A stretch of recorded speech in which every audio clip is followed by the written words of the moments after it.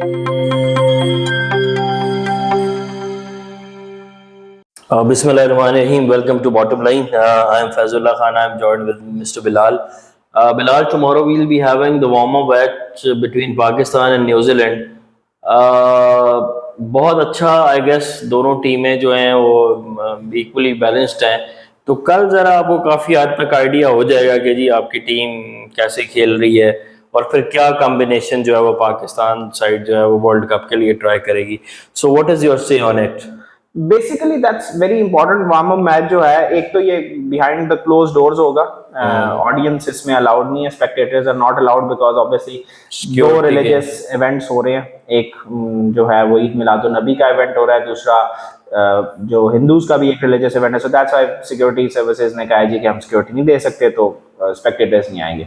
But उसके बगैर भी मैच तो मैच है, और फिर प्लेइंग कंडीशंस का अंदाजा होगा दोनों टीमों को. For Pakistan it's a very good full dress rehearsal before the first match. एक और भी पाकिस्तान ने वार्म अप मैच खेलना है against Australia, but this match is going to give us a clear idea कि पाकिस्तान क्या कॉम्बिनेशंस रखता है, किस तरह से जाता है. 6th को हमारा first match against the Netherland, तो पता चल जाएगा. For New Zealand it is very important as well, because New Zealand के लिए ये जो एशियन कंडीशंस है ना, इसमें जरा यूज्ड टू होना इज डिफिकल्ट. तो आपको क्या लगता है बिलाल कि इस वक्त जो टीम की सिलेक्शन है, डू यू थिंक कि पाकिस्तान को अपने सारे मतलब फुल लेंथ अपना जो है वो स्क्वाड को लेके जाना चाहिए कि कुछ इंपॉर्टेंट प्लेयर्स को जो है वो? असल में फैजी जो प्लेइंग कंडीशंस है उसमें तो ये है कि आप 15 मैन स्क्वाड को इसमें खिला सकते हैं. आप बॉलर्स को सारों को बॉलिंग करवा सकते हैं. Batsman, all batsman can bat. Obviously warm up matches में आपका ये होता है, होगा तो 50 ओवर का ही मैच. लेकिन इसमें पाकिस्तान के लिए इंपॉर्टेंट ये होगा कि पाकिस्तान नया बॉल किससे करवाता है. Who is going to take new ball with Shaheen Shah Afridi, that would be important.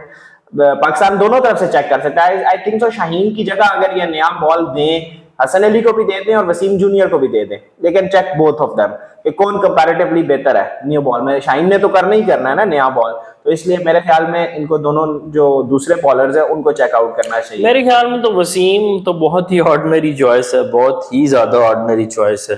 Hasan तो चले फिर भी उसका एक पुराना एक्सपीरियंस है, उसने अच्छा परफॉर्म भी किया है. चैंपियंस ट्रॉफी में he was you know the stand out bowler. उसके बाद उसकी उस तरह की परफॉर्मेंस नहीं है, लेकिन Wasim is a very very very ordinary bowler. I mean you can find the players like bowlers like Wasim domestic circuit में आपको मिल. बट फैजी अगर वसीम जूनियर को इतने अरसे से पाकिस्तान टीम कैरी कर रही है, ठीक है, हम लोग उसको पिछले 1.5 साल से कैरी कर रहे हैं साथ में, तो ऑब्वियसली अब हसन अली तो आया है. अगर चैंपियंस ट्रॉफी की बात करें 2017 की, तो Hasan Ali was not taking the new ball, he was coming as the first change, ठीक है. लेकिन अब तो उसका रोल चेंज है. मेरे ख्याल में हसन अली को अगर पिक किया पाकिस्तान ने, तो ऑब्वियसली रीजन उसका यही है कि हम ये चाहते हैं कि हसन अली नया बॉल करे. ये नए बॉल का हमें मसला है ना, नसीम शाह की जगह फिलिंग करनी है. तो वसीम जूनियर तो नया बॉल नहीं करता होता रेगुलरली, वो तो फर्स्ट चेंज ही आता होता है. अब वो हारिस रऊफ भी है आपके पास. सो कल ये ज्यादा हमें क्लैरिटी आ जाएगी कि भाई क्या होता है, who is going to take the new ball between Hasan Ali and Wasim junior. In the batting department I guess हमें ये नजर आएगा, I think Saud Shakeel should be given a गो.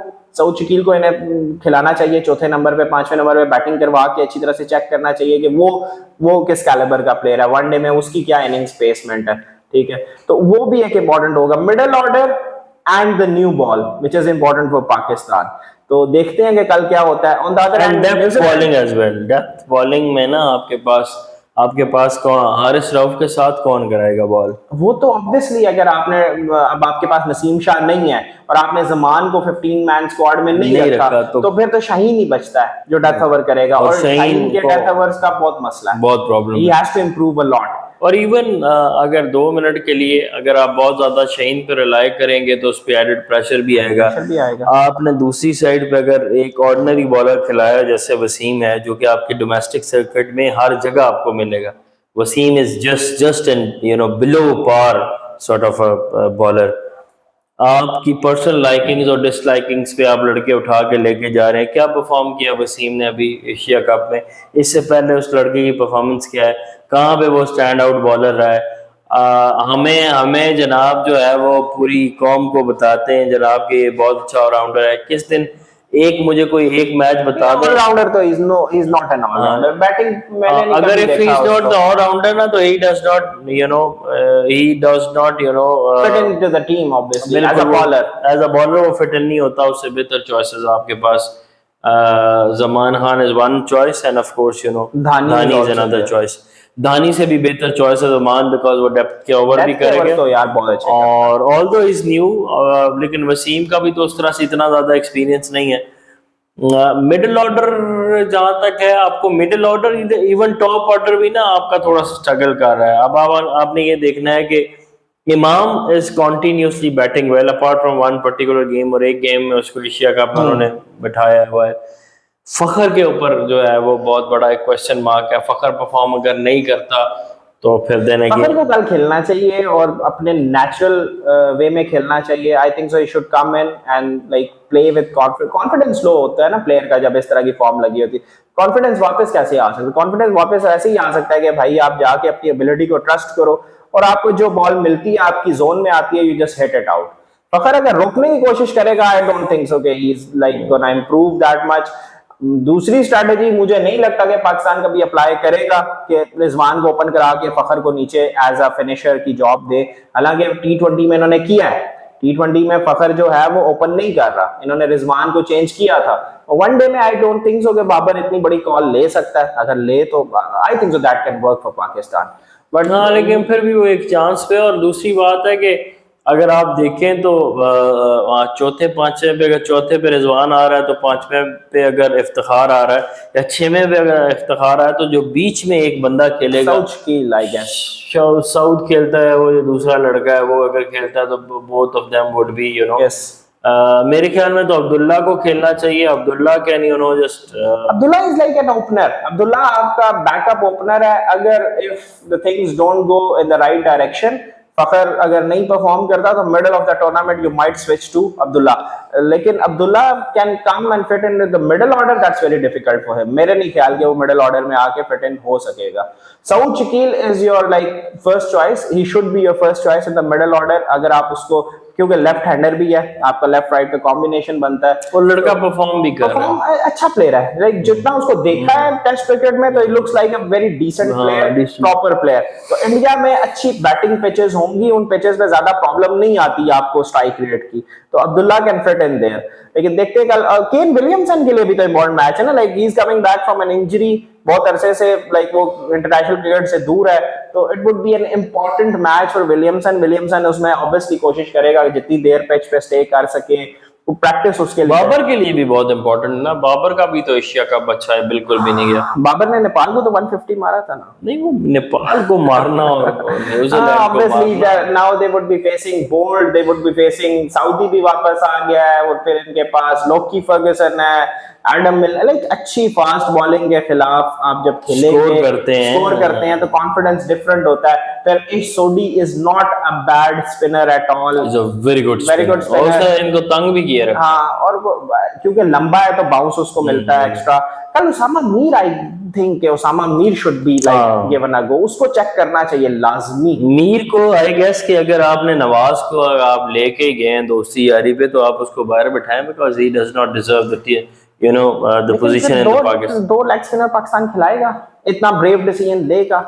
बिलाल अगर आप देखें ना तो दोनों डिफरेंट हैं। Shadab is a different kind of a spinner और Mir is a different spinner, although both of the leg spinners. लेकिन और अगर आप देखें तो उसामा बहुत ज्यादा टॉल है, उसको जरा उसका बॉल जो है एक्स्ट्रा बाउंस मिलता है, और उसामा इज कंपैरेटिवली उसका बॉल थोड़ा सा जरा ज्यादा शदाब से जो है वो ग्रिप करता है, स्पिन होता है ज्यादा। एंड ऑफ द डे ना फैजी, जो पाकिस्तान मेंटालिटी है ना, मैं वो आपको ऐसा कभी भी नहीं वैसा, because they would definitely go with Nawaz. क्यों? Nawaz is like kind of an economical bowler, ये कोशिश ये करेंगे नवाज हमें कंट्रोल दे। इकोनॉमी बिलाल अभी तो उसको कुट हो के चले हो। Comparatively when he was playing against Sri Lanka ना, तो नवाज बॉलिंग बुरी इतनी नहीं कर रहा था। नवाज को विकेट क्यों नहीं मिलती? नवाज को फैजी, नवाज वो बॉलर नहीं है जो आपको लेग बिफोर या बोल्ड करके देगा। नवाज काइंड ऑफ बॉलर जो कैच करवाएगा, उसको जब हिट आउट करेगा बैट्समैन, वो क्यों नहीं करते हिट आउट? दूसरे एंड से हमारा शहजादा बॉलिंग कर रहा होता है, शदाब, जो एक फुल टॉस करा देता है, एक हाफ ट्रैकर करा देता, तो बैट्समैन के माइंड में होता है यार मैंने दूसरे ओवर से 8-10 रन ले लेने हैं। किसको भी अन्य मारा है उन्होंने। नहीं, इंडिया ने तो अच्छा खेला था श्रीलंका के खिलाफ, बॉलिंग आप देखें ना, लाइक ही वाजंट 70 और स्कोर किया है इसके लिए। नहीं, वो इंडिया ने किया था श्रीलंका के खिलाफ, ही वाज कंपैरेटिवली बेटर। इसके तो ऊपर Bilal, I am sorry but he is an economical bowler. ये तब ही देखो नवाज इज ओनली सक्सेसफुल। कहां पे बिलाल, कौन सी इकोनॉमिकल बॉलर? नहीं, आप मेरी बात, मेरे तो लफ्ज भी इसको देख के जवाब देते हैं कि इकोनॉमी और ये दे आर लाइक, ये तो अगर आप रोल्स डिफाइन करो ना टीम में, Nawaz is never a spinner who would pick you up wickets. तो what is he in for? To give you control in the middle. नहीं, वो भी नहीं होता यार, कहां पे कंट्रोल? कौन से मैच में दिया भी? इस वजह से नहीं हो रहा। उससे पीएसएल में नहीं कंट्रोल होते, लोग मार मार के उसको चला करते। इसलिए नहीं कंट्रोल हो रहा Faizi, because the bowler bowling at the other end is leaking a lot of runs. नहीं, but being a bowler you have to believe in your abilities and yourself. Shaheen को दूसरे एंड पे कोई भी है ना, तो शहीन ने अपने एंड पे he is representing the Pakistan side. अगर उसने दूसरे ही एंड को वो देखना, तो फिर he does not deserve the place in the Pakistan side. Nawaz is not your like apex spinner. Nawaz is a bowler who can bat as well. Nawaz तब ही सक्सेसफुल होगा अगर नवाज को खिलाना है ना, तो दूसरी साइड से अगर उसामा मीर खेल रहा है, let's suppose is giving you wickets from the other and, तो फिर प्रेशर आएगा बैट्समैन पे कि हमने नवाज को हिट आउट करना है, फिर Nawaz can pick you up wickets. अगर जो शदाब बॉलिंग कर रहा है, जो अभी रीसेंट फॉर्म है शदाब की, Shadab is, we are not saying is a bad player, form गलत चल रही है। अब उस फॉर्म में शदाब के साथ एज अ पेयर बॉलिंग करना नवाज के लिए मेरे ख्याल में would be very difficult. Pakistan का ये जो फेज है ना 15 ओवर से लेके 35 ओवर तक, जो जब ये ऑटो पे लग जाते हैं, पायलट मोड लगा होता है, पता ही नहीं होता क्या करना है क्या नहीं करना। Pakistan is leaking the most number of runs in the middle overs. आपके पास विकेट टेकर्स नहीं है। हारिस रऊफ ऑब्वियसली काफी दफा आपको 8वें ओवर में लाना पड़ता है, आपको मार हो रही है एक साइड से, हारिस रऊफ पहले आ जाता है, वो तो एक स्पेल करके 17वें 18वें ओवर तक निकल जाता है। उसके बाद टीमें, ये जो स्पिनर्स है ना हमारे दोनों, इनको बहुत इजीली मारे। अब कप्तान तो कह रहा है जनाब मेरे तो ये बेस्ट बॉस दुनिया के बेस्ट। बाबर क्या इतना इंटेलिजेंट है? क्या वो सलमान अली आगा से ओवर्स निकलवा सकता है? क्या वो इफ्तिखार से राइट टाइम पे, जो धोनी याद है, रायना से, युवराज से उस दिन बाबर ने अच्छी कैप्टेंसी की। अब आप देखेंगे उस दिन आपको जो है एफी चाचा ने 3 से 4 विकेट लेके दी और दूसरे दोनों देखो कल Maxwell took 4 wickets against India and he was the guy who made the difference with the ball. He's not a regular spinner, लेकिन इंडियन कंडीशंस में काफी दफा आपका irregular spinner नहीं, आपने एशिया कप में नहीं देखा Iftikhar as a kind of spinner, वो सेम ही मैक्सवेल और वो सेम ही इफ्तिखार आप ओवर निकलवा सकते हो इफ्तिखार से। आप सलमान अली आगा को अगर खिला रहे हो and if you are not giving him ball, तो फिर he is I think so not justifying his position in the starting lineup.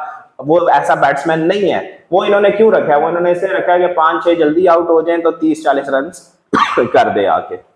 चलें जी, fingers are cross for the match between the warm up match between New Zealand and Pakistan, and we hope and pray कि Pakistan wins this match और वो एक confidence के साथ आए और they will be playing another warm up match against Australia, और वो भी एक अच्छा मैच होगा। मैचेस जीते ना जीते Faizi, they should find answers to their questions. अपने जो इनके, लेकिन बिलाल ऑब्वियसली वार्म अप में भी अगर आप बड़ी टीमों के कॉन्फिडेंस तो आता है, आपको कॉन्फिडेंस तो आता है। लेकिन अगर पाकिस्तान कहीं किसी तरह से कोई एक ब्रिलियंट परफॉर्मेंस पे मैच जीत जाता है, तो वो जो इनकी मिस्टेक्स फिर जो कवर अप होंगी, इनके मिडिल ऑर्डर में मसला है, इनके बॉलिंग के मिडिल ओवर्स में मसला है, इनकी डेथ बॉलिंग में मसला है। ये 3 बड़े क्वेश्चंस हैं।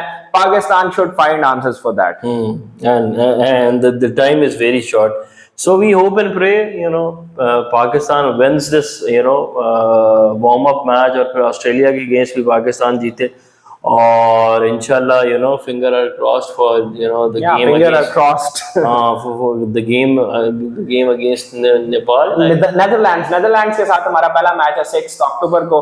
आई होप सो कि अच्छा स्टार्ट मिलेगा, then we would be like making a video on that match obviously. लेकिन अभी तो जी वार्म अप मैच है, तो let's see what happens next, and that's it from the bottom line.